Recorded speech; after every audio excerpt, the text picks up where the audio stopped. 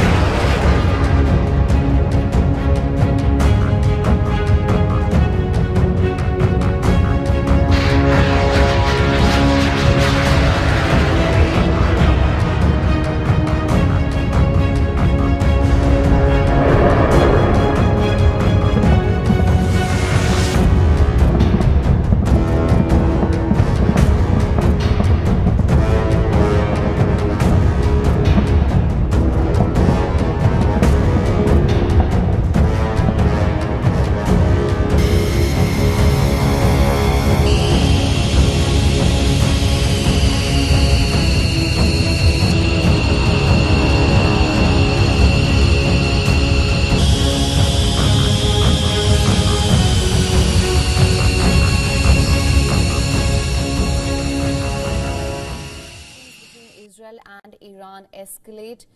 The two adversaries are finding themselves in a fierce new chapter of open and long-range confrontation.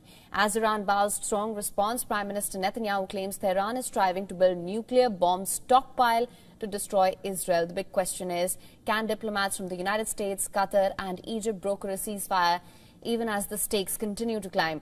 Our next report has all the details. Take a look. Iran is striving to develop a stockpile of nuclear bombs to destroy us, equipped with long-range missiles, intercontinental missiles that Iran is trying to develop. Iran could threaten the entire world at any point.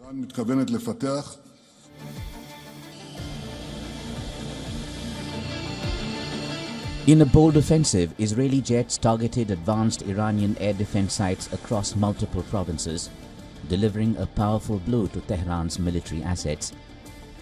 Israel claims its operation successfully dismantled key Iranian defenses, hitting sophisticated S-300 systems and underscoring Tehran's vulnerability in an open engagement. Israeli Prime Minister Benjamin Netanyahu hailed the mission as a definitive success, declaring that Israel's precision strikes achieved all objectives. Iran, however, counters this portrayal, downplaying the extent of the damage. While Tehran is claiming the strikes as limited in impact, top Iranian officials, including Supreme Leader Ali Khamenei, cautions the attack could neither be downplayed nor exaggerated. Tehran's Revolutionary Guards issued a stark warning to Israel of bitter consequences, signaling that any misstep could lead to a rapid escalation. Iraq accuses Israel of using its airspace to attack Iran. It lodged a complaint at the UN. The UN Security Council is meeting to discuss Israel's attack on Iran. The meeting had been requested by Iran with the support of China and Russia. Iran has said that it will not retaliate to Israeli strikes if a deal is reached for a ceasefire agreement in the embattled Gaza Strip and Lebanon. As US, Qatari and Egyptian negotiators race against time to secure a broader regional ceasefire, the conflict's trajectory hangs in balance. As Israel's campaign chips away at Iran's defensive capabilities, questions loom over how Iran may respond if diplomatic efforts fail. With both nations entrenched in this new battleground, the region teeters on the edge of escalated warfare. Bureau Report, WION, World Smart.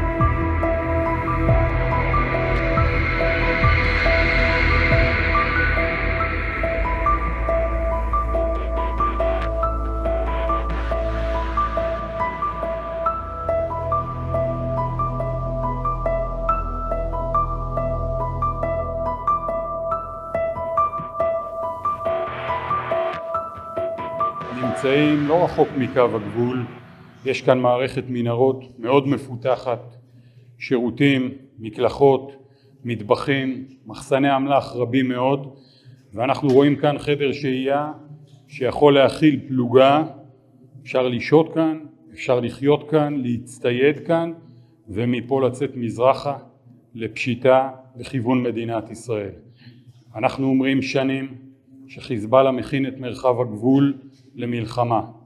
למדינות בעולם שהטילו בזה ספק, לאום, לכוח יוניפיל שהיה כאן למעלה, העדויות האלה מאוד חשובות כדי להבין למה אנחנו עושים את מה שמתחת הקרקע ואת מה שמעל הקרקע, ולמה צריך לשמור שהדברים האלה לא יחזרו לכאן.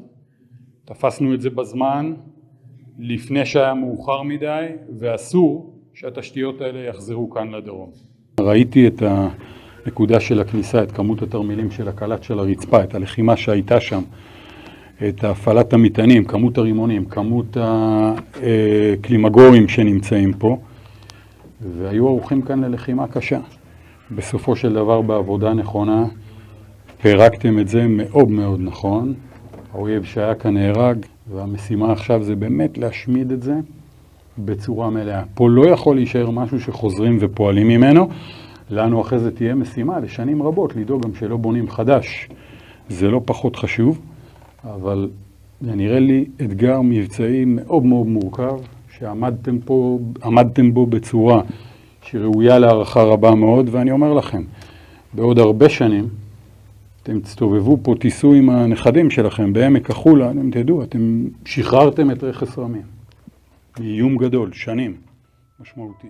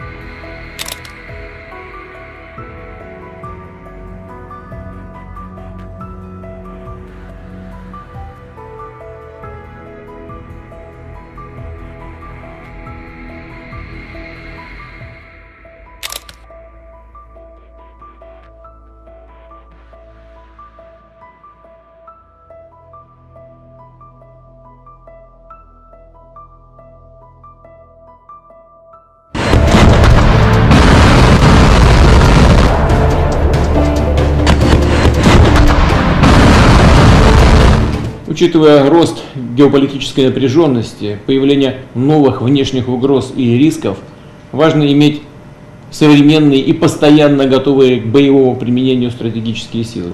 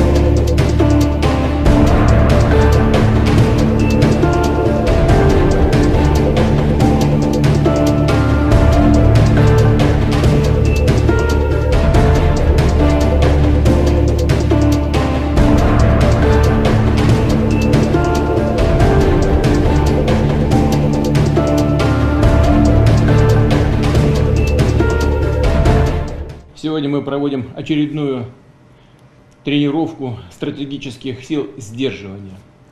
Отработаем действия должностных лиц по управлению применением ядерного оружия с практическими пусками баллистических и крылатых ракет. Сразу отмечу, что Россия подтверждает свою принципиальную позицию о том, что использование ядерного оружия является крайней исключительной мерой обеспечения безопасности государства.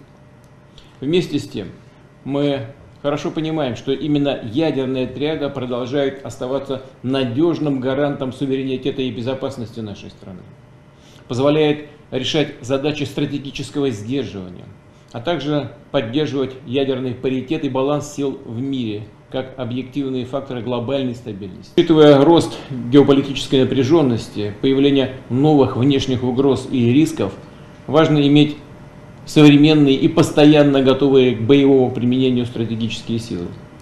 Будем и дальше совершенствовать все их компоненты. Ресурсы для этого имеются.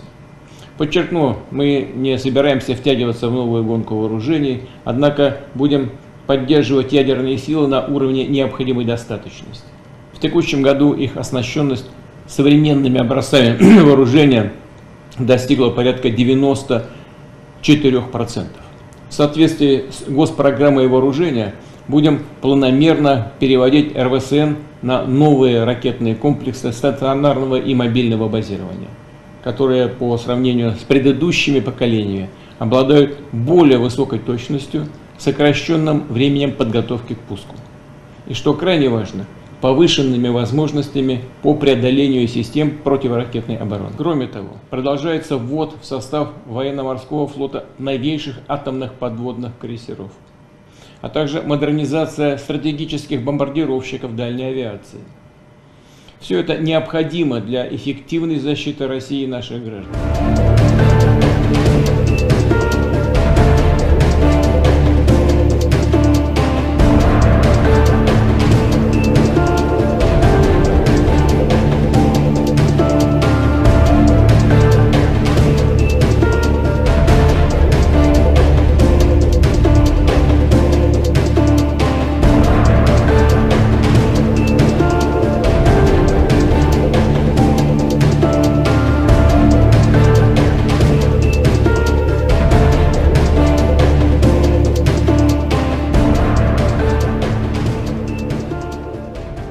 The United States expects North Korean troops in Russia to enter the fight against Ukraine imminently.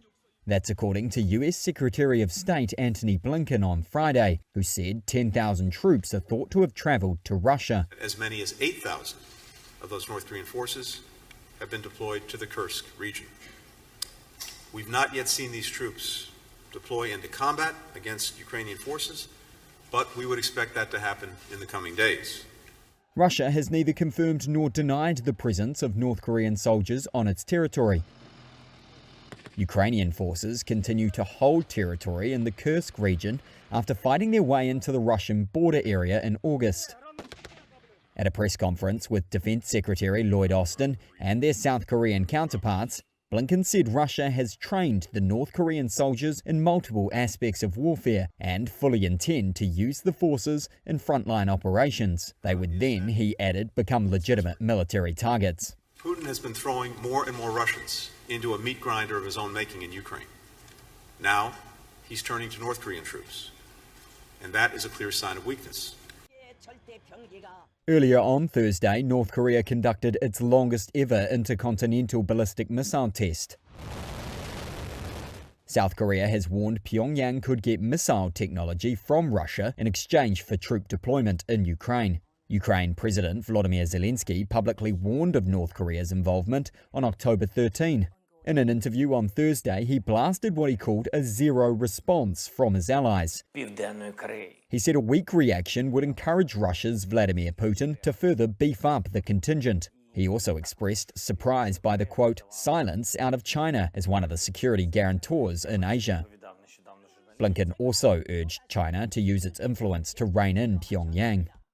Russian Foreign Minister Sergei Lavrov and his North Korean counterpart Cho Son-hui met in Moscow on Friday. Cho said North Korean President Kim Jong-un gave an order to, quote, unswervingly and powerfully support the Russian army. She said North Korea would firmly stand next to our Russian comrades until the day of victory. Many Western analysts argue China should be alarmed by any North Korean participation in Russia's war, saying it's a sign Pyongyang has reduced its reliance on Beijing.